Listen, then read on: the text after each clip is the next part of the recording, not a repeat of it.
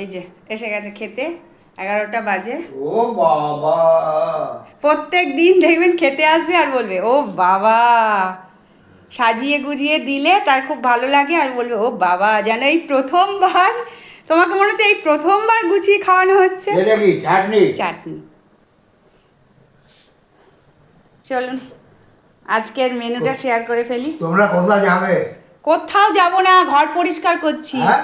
ঘর পরিষ্কার করছি, ঝুল ঝাড়ছি, ঝুল। তুমি খেয়ে নাও, আমাকে ঝুল ঝাড়তে হবে। পুজো এসে গেছে না, তাই জন্যে পুজোর সমস্ত পরিষ্কার করতে হচ্ছে। চলুন আজকের মেনুটা শ্বশুরমশাইকে দিয়েই করি। এটা খাও, এটা হচ্ছে তেতো উচ্ছে আলু সেদ্ধ আর থোড় ভাজা রসুন দিয়ে, তার সাথে চিংড়ি মাছ দিয়ে, চিচিঙ্গা দিয়ে, পার্শে মাছের ঝোল, আর এই যে চাটনি আছে। বাবু যতটা খাবে খাবে, তারপর আমরা খাবো। এত আমার লাগবে না কিছু। এত তোমার লাগবে না কিছু? খেয়ে দেখো কেমন লাগছে সব রান্নাগুলো। আর ছেলের যেহেতু পরীক্ষা চলছে, কালকে আবার আছে পরীক্ষা। আজকে রান্না বান্না করে একটু ঘর দুয়ার পরিষ্কার করছি, কালকে তো আবার নিয়ে যাব। 9টার মধ্যে ঢুকতে হচ্ছে, 8টা 8:30 বেরিয়ে যেতে হচ্ছে। কাল আর রান্না হবে না, বাড়ি ঢুকতে ঢুকতে 12:30। সুতরাং কালকে আবার রান্না বান্না সেরকম থাকবে না। আবার পরপর শুক্র শনিবার পরীক্ষা আছে, তাই জন্য আজকেই ভাবলাম একটু ভালো রান্নাবান্না যা হোক করেছি, কালকে আবার যা হোক করে চলে যাব। তাই জন্য আজকে আমার শ্বশুরমশাইয়ের মেনুটা শেয়ার করলাম। মানুষের কোনো কিছুতেই শান্তি নেই, দেখুন রোদ, ওরে বাপরে বাপ, গরমে পুরো ঘেমে যাচ্ছি। বৃষ্টি হলে জল হয়ে যায় জ্বালা, রোদ হলে গরম লাগে, কোনো কিছুতেই আমাদের শান্তি হয় না।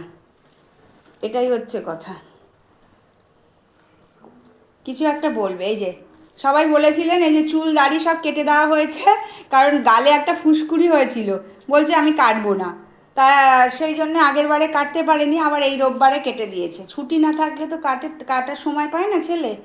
আগের রোববার কাটতে পারেনি, জন্মদিনের দিন দাড়ি ফাড়ি নিয়ে খেতে বসেছিল। এই যে আবার কেটে টেটে একদম পুজোর ছাড় দিয়ে দিয়েছে। ছেলেই তো বাড়িতে সব করে দেয়। এই যে অনেকে আবার অনেক মানে অনেকে না, এক আধজন, বেশিরভাগ মানুষই ভালোবাসেন, দেখতে ভালো লাগে। এক আধজন মানুষ আছে নেগেটিভ কমেন্ট করেন। একজন তো বলেই দিলেন বাবা মা, নিজের বাবা মাকে দেখায় না, শুধু শ্বশুর শাশুড়িকে দেখায়। প্রথমত আমার নিজের বাবা মা আর এই পৃথিবীতে নেই, তারা চলে গেছে, ওপর থেকে দেখছে। আর এদেরকে করলেই আমার ওই বাবা মাও খুশি হবে, এটাই আমাদের শিখিয়েছিল যে শ্বশুরবাড়িতে গিয়ে বাবা মাকে আপন করে নেবে, নিজের মতো ভাববে। সেই জন্যে। আর আমার হাজব্যান্ডের বাবা মা কি আমার বাবা মা নয়? হাজব্যান্ডকেও তো তারা মানুষ করেছে কষ্ট করে, এটা বোঝে না।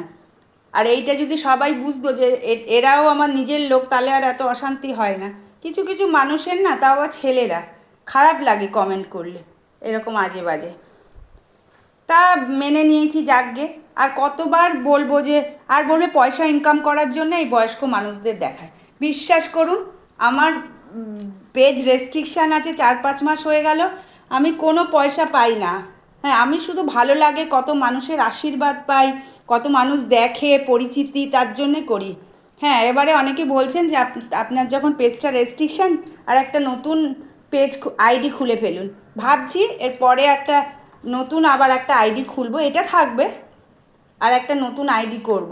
যেহেতু এটা রেস্ট্রিকশান হয়ে গেছে, পয়সা সবারই লাগে, দরকার হয়, কার না পয়সার দরকার হয়, কিন্তু পয়সার জন্যেই করি তা নয়, হলে ভালো। আর একটা মানে আইডি খুলবো এরপরে, রেস্ট্রিকশান যেহেতু এটা পড়ে গেছে। এই পেজ আর রেস্ট্রিকশান কোনো দিন ঠিক হওয়ার উপায় খুব কম, সেই জন্য। নিয়ে নাও। হ্যাঁ, নিয়ে নেবো বাবু।